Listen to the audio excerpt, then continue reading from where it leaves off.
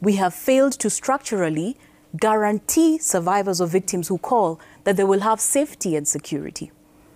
The safe shelters in this country are countable. Where will victims go? Right.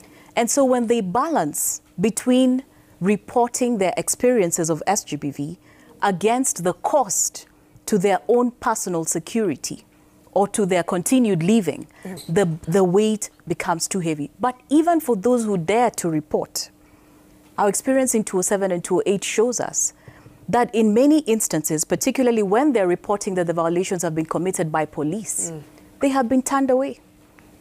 And sometimes asked, between those who have been shot and killed, against you who has been raped, where's the burden? And police, in fact, have failed to respond. But finally, when it comes to accountability, myself and a number of colleagues from various civil society organizations filed a case in 2013 February after the state had failed since 2007 to take any kind of action. We have been in the court corridors for the past 8 years. Wow. A decision was passed in December 2020 by the High Court, where the court determined that out of the 8 victim petitioners, only 4 could get remedies for the state's failures to prevent and respond to SGBV during post-election violence, because 3 of those were gang raped by GSU, and therefore the state had vicarious liability, and 1 of them could get remedies because they had reported their cases. The remaining 4, the court determined, could not get any remedy. Why? Number 1, they failed to report their cases. Number 2, they were violated by citizens and could not identify who those citizens were. And so in essence, what you see then is that we have failed to put in place special mechanisms that put into context what the reality of post-election violence looks like. Right.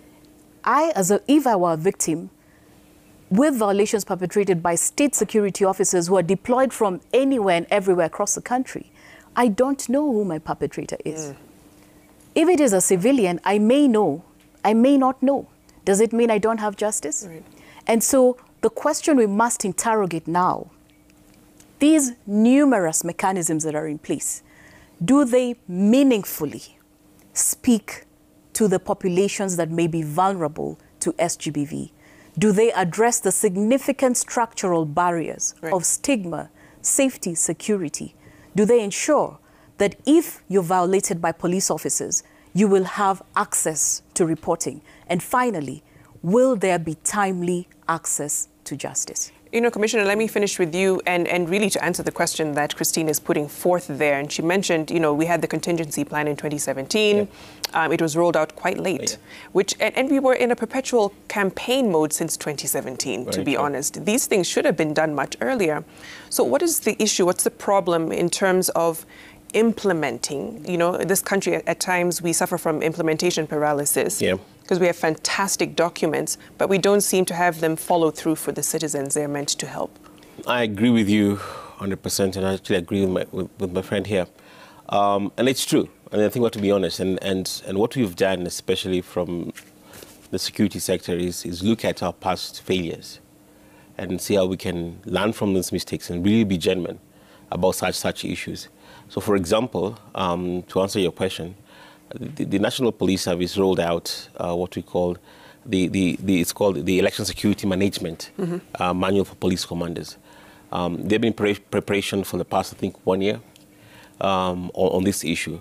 So coming together, all government agencies, especially in law enforcement, those gaps that she has pointed out, which are glaring gaps, we've come up and said, you know what, okay, we had issues here, So how can we come together as government agencies, especially in law enforcement, to seal those gaps and enforce the law? Because sometimes the challenge you have is when you have silo mentalities, you have this agency and this agency, everybody's doing their own thing, nobody wants to talk to one another.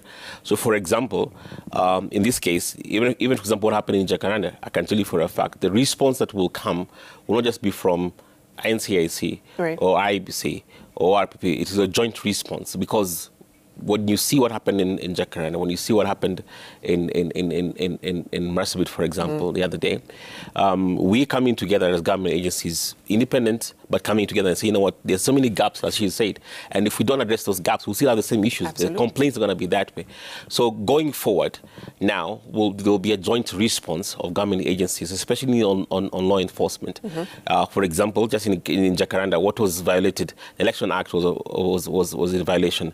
Somebody violated the Election Offence Act, Political Parties Act, the same thing with Marsabit, and NCIC Act. So together, we can see with all agencies, investigative, the prosecutors and judiciary, I'm glad she mentions the special courts, the magistrates that the Chief Justice gave us to prosecute election offences. Right. Now we can be more robust. So yes, we did mistakes in the past, but what I can say, purely as a fact, we are more prepared now from a government perspective in 2022 than we were. We've learned from the past mistakes. We've had these challenges. We work with civil societies, so now we can be more robust, more proactive. We want to be proactive and preemptive rather than reactive, because the challenge we have with government is we also react. We react to challenges. Knee-jerk reaction. So that is never effective. Yeah. Sometimes when you do that, your interventions actually make more harm than good. Okay. Yeah, that's what we'll do. Thank you so much, Christine, Commissioner, for coming in. That's all the time we have. And just to read a tweet really quickly here from Evita